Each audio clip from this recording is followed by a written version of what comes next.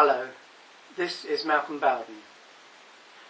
I'd like to deal in this video with the accusations of Andromeda's Wake regarding my geocentric video.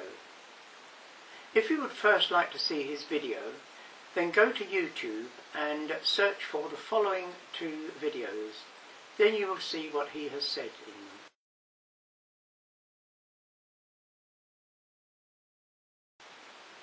I will not respond to his childish gimmicks to ridicule me.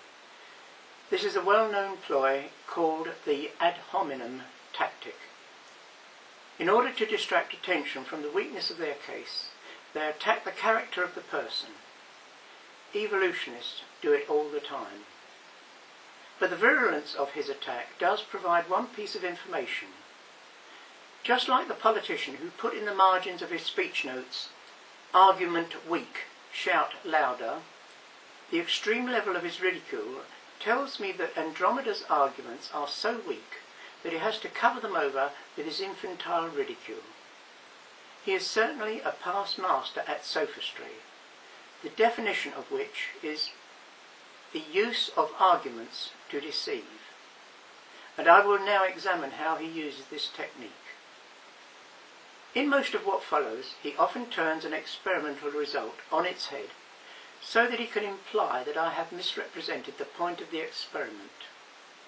It is like me shooting straight at an open goal, but he then moves the goalposts and claims that I have missed. In this video I will not make criticisms of relativity, because I will here concentrate on the criticisms that Andromeda's Wake makes of my geocentricity video. I hope to produce another video showing up the weaknesses and contradictions of relativity theory at a later date. So let us look at the first of Andromeda Wake's misleading claims. Now allow me to give you Michelson's conclusions in his own words, and I quote, "The result of the hypothesis of a stationary ether is thus shown to be incorrect, and the necessary conclusion follows that the hypothesis is erroneous. This conclusion directly contradicts the explanation of the phenomenon of aberration, which has been hitherto generally accepted, and which presupposes that the Earth moves through the ether, the latter remaining at rest."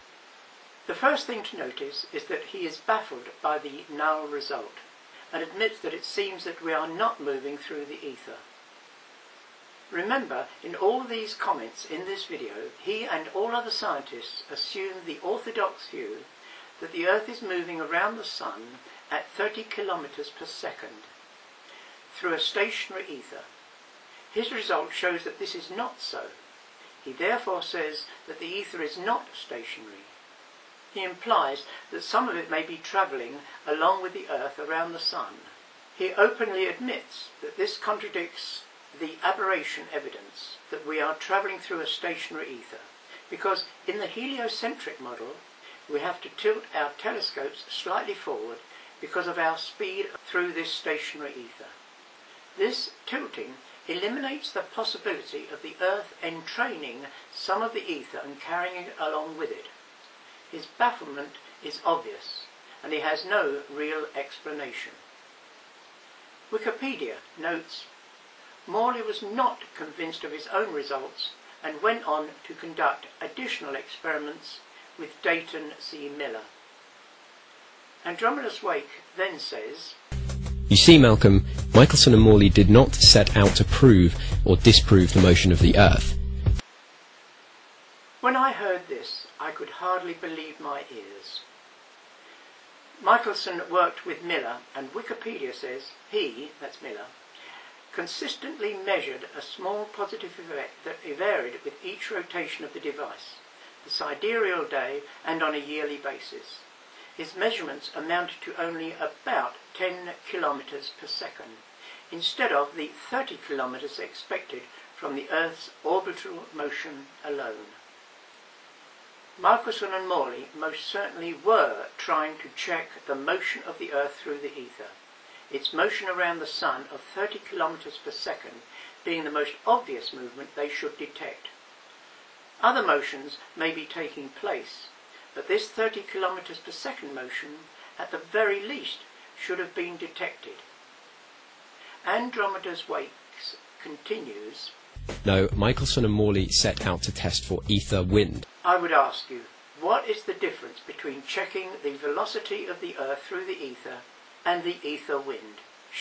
In all this, I have stated what are accepted facts, but again he has deliberately reworded them, using the word wind to give the impression that I have misunderstood the purpose of the experiment.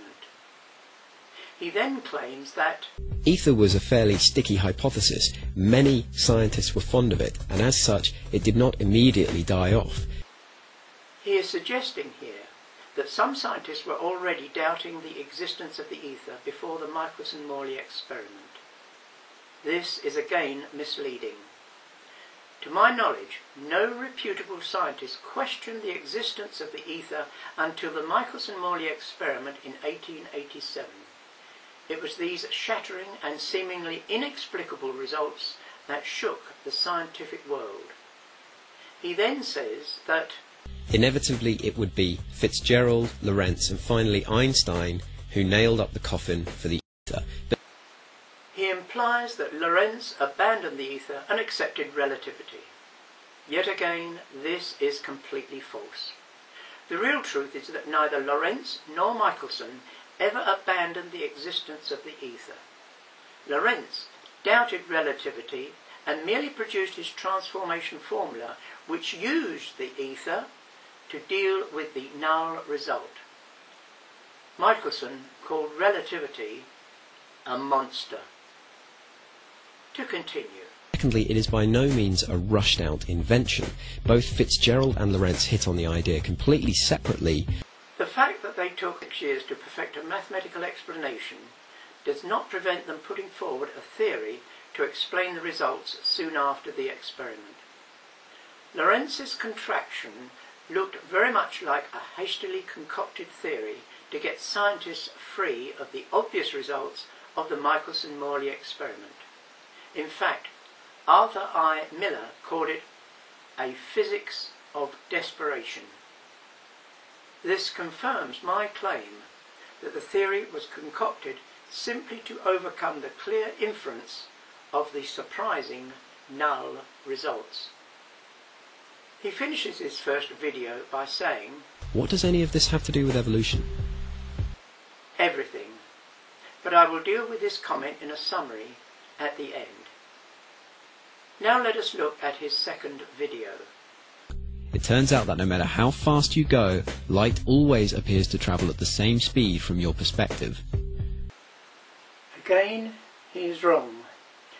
What is constant is the speed of light in the ether, but it does change relative to the speed of the observer. How else does he explain the movement of starlight to the blue end of the spectrum as we approach them, and the red end as we move away? Similarly, it is claimed that the galaxies are rushing away from us, and the faster they move, the redder their spectrum, due to the Doppler effect. Thus the speed of light is constant in the ether, but if either the source or the observer are moving, then relative to them the speed of light is not constant, as proven by the change in the spectrum.